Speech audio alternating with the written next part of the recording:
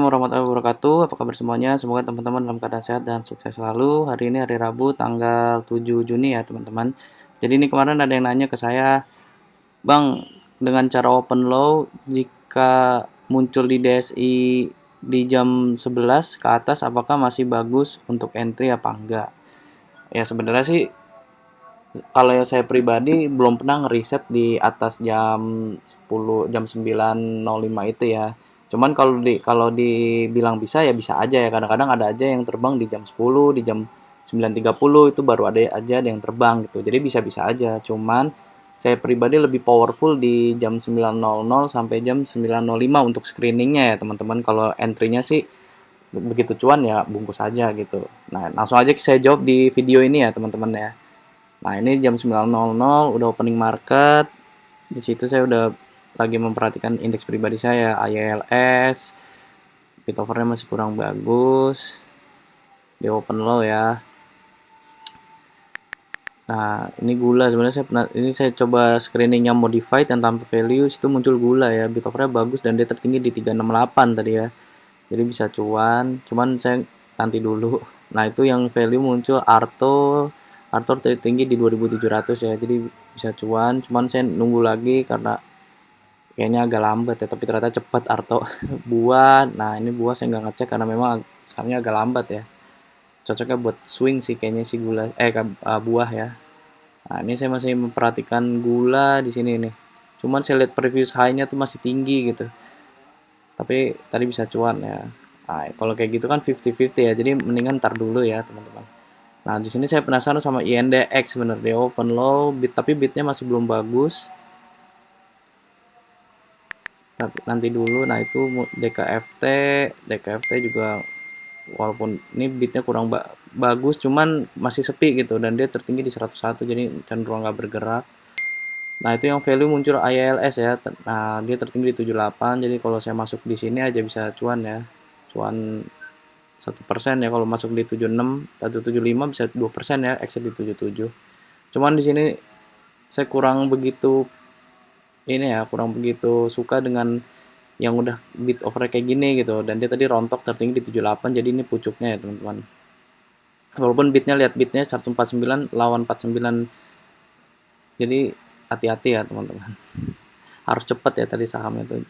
Nah, di sini saya memperhatikan INDX saja dan ILS ini nih. Cuman ini udah pucuknya nih ya teman-teman. ILS tuh jadi hati-hati. Bitnya terlalu rapih itu juga. Jadi saya agak kurang ini ya. Nah, ini laju tertinggi di 186. Tapi saya ragu nih laju nih. Bitnya tuh masih tipis cuman bisa cuan ya kalau saya masuk di 179 aja nih bisa cuan di 185 udah hampir 3% ya, udah 3% ya. Jadi bisa cuan juga. It's 12 hours. Cuman situ saya ragu ya, teman. Nah, ini udah masuk menit 2, masih belum ada lagi yang muncul. Nah, itu RAM, tapi di sini saya nggak sadar RAM ya, ada RAM muncul ya. Saya lagi fokus sama yang lain sebenarnya ini. Itu ada RAM.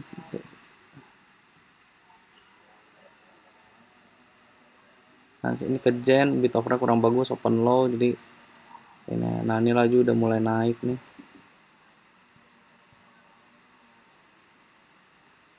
Laju udah mulai naik.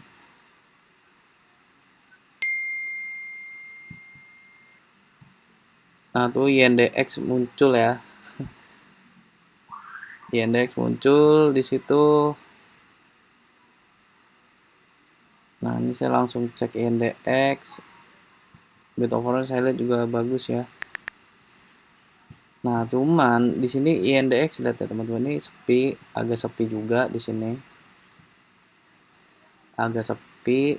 Tadi saya mengangkat 33 lot ya. Nah, ini 185-nya udah pindah ke over lagi, tadi sempat ke bit ya. Nah, tuh diisi lagi. Nah, ini di sini saya mulai mulai curiga gitu ya. Tapi lihat ya teman-teman apa yang terjadi ya.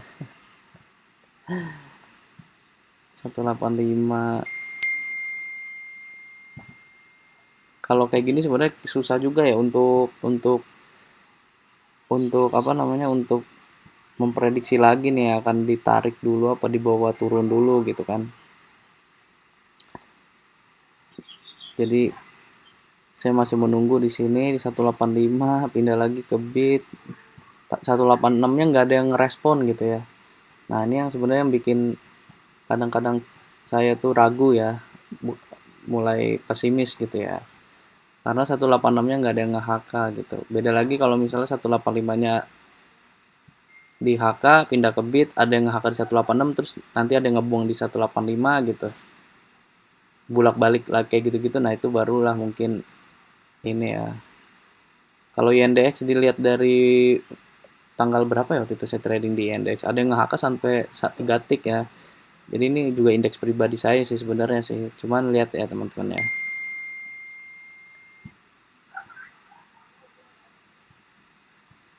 185 saya masih fokus di sini.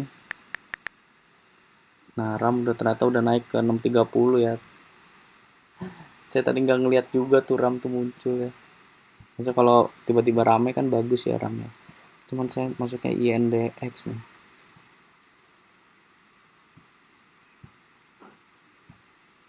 Lihat ya.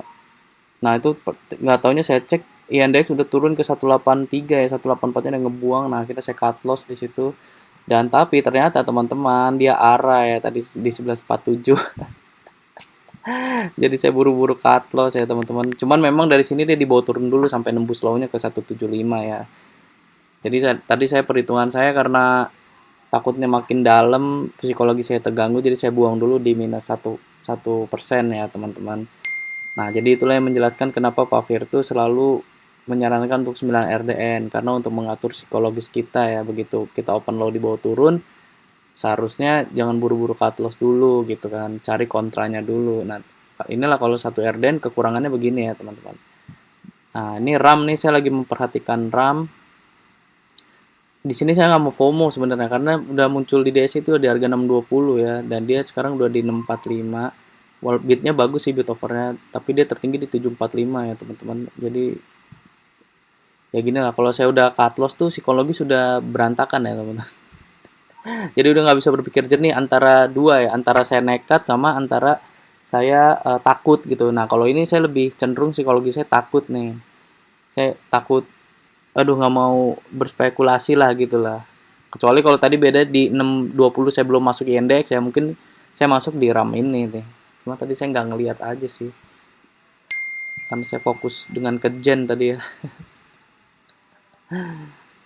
Nih 50 lihat ya, bit overnya bagus, dia ramai ya. Di 645-nya ditebelin terus tuh. Walaupun ada yang ngeguyur ditebelin lagi. Di 650-nya ada yang nge-HK banyak. Nah, tuh habis ya. Nah, ini yang saya maksud nih, ada yang nge-HK di 655 aja. Kalau tadi kan di indeks berhenti tuh kan di 6 di 185 terus berhenti tuh. Nah, itu kadang-kadang yang bikin ragu itu gitu tuh. Nah, ini 650-nya ditebelin lah apa diisi lagi. Bit overnya bagus sih. Dan buying powernya jalan terus gitu ya. Maaf open low. Ya, itu tadi itu ya kenapa Pak Fir tuh menjelaskan kenapa 9 Erden dan jangan buru-buru cut loss ya. Jadi kalau nggak saya cut loss saya cuannya 30% ya teman-teman. Tiba-tiba bangun lah ya kan. Nah, ini jam 10 yang menjawab pertanyaan teman tadi. Sebenarnya bisa-bisa aja ya. Ini KF baru muncul tadi di jam 10.03. Nah, di sini saya lihat bit overnya bagus ya. Dan ini sepi nih ya. Di sini. Cuman saya mantau nih karena bit overnya bagus ya itu. Tapi tapi belum ada yang respon gitu. Belum ada yang respon.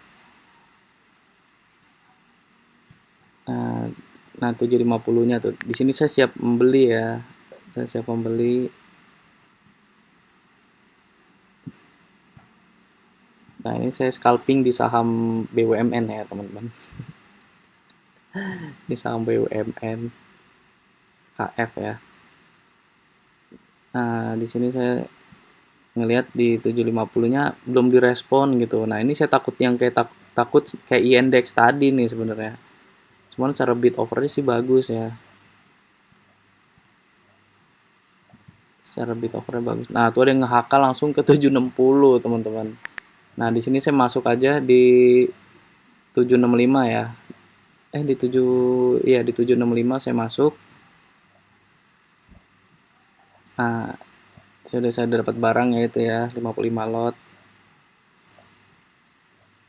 Nah, 765-nya nih. Nah, ini saya sangat hati-hati nih, takutnya kayak INDX tadi ya, gak ada yang nge-HK di 770.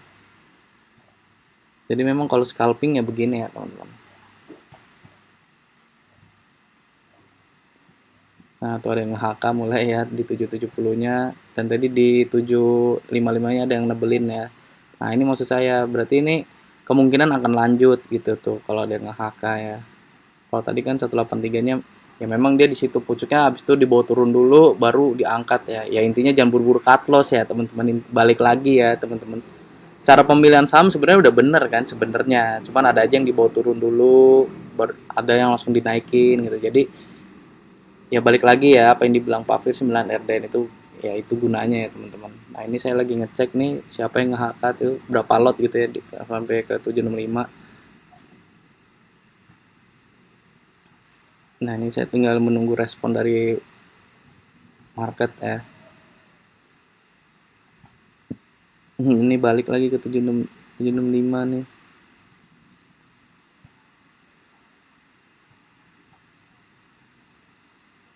Tadi di DSI dia muncul di 745 ya.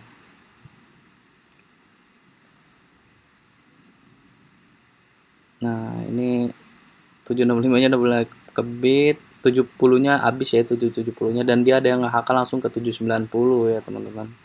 Di sini tuh udah cuan 3,27%. Nah, akhirnya di sini saya jual di 785 ya. Dijual di 785. Nah, tapi ternyata di bid apa dipindah ke over ya. Tadi kan 790 tuh.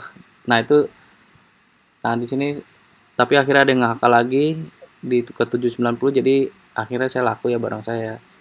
Dan itu dia tertinggi di 830 KF ya. Jadi bisa cuan 5% ya kalau kuat non profit, kalau kuat ya. Aduh, ya itulah ya, market emang seperti itu ya. Jadi sebenarnya memang kesalahannya itu aja ya teman-teman ya, buru-buru cut loss, telat beli, telat jual. Kalau saya pengalaman pribadi seperti itu. Kayak tadi di INDX saya buru-buru cut loss kan. Nah, ya berarti ya itu yang harus diperbaikin ya teman-teman. Dan semoga ini menjawab ya pertanyaan dari teman saya tadi yang nanyakan bisa nggak di atas jam 9 gitu, contoh di jam 11 gitu, jam 10. Sebenarnya bisa-bisa aja ya teman-teman. Kayak KF kan jam 10 tadi saya dapat barang baru muncul gitu. Ya akhirnya bisa cuan juga ya. Walaupun sebenarnya banyak juga tadi yang muncul ya, banyak yang muncul, tetapi saya ngeliat KF nih yang paling oke lah menurut saya bit overnya. Ya, jadi itu aja video saya ya teman-teman. Tadi IHSG di jam 11.55 minus 0,39%, jadi cukup dalam. Dia balik lagi ke 6.500 dengan turnover tadi 5 triliun ya. Ya sebenarnya masih masih oke-oke aja ya teman-teman. Jadi itu aja. Semoga video saya bisa bermanfaat buat teman-teman. Ambil positifnya, buang negatifnya ya teman-teman ya. Kurang lebihnya mohon maaf. Assalamualaikum warahmatullahi wabarakatuh. Happy cuan for today.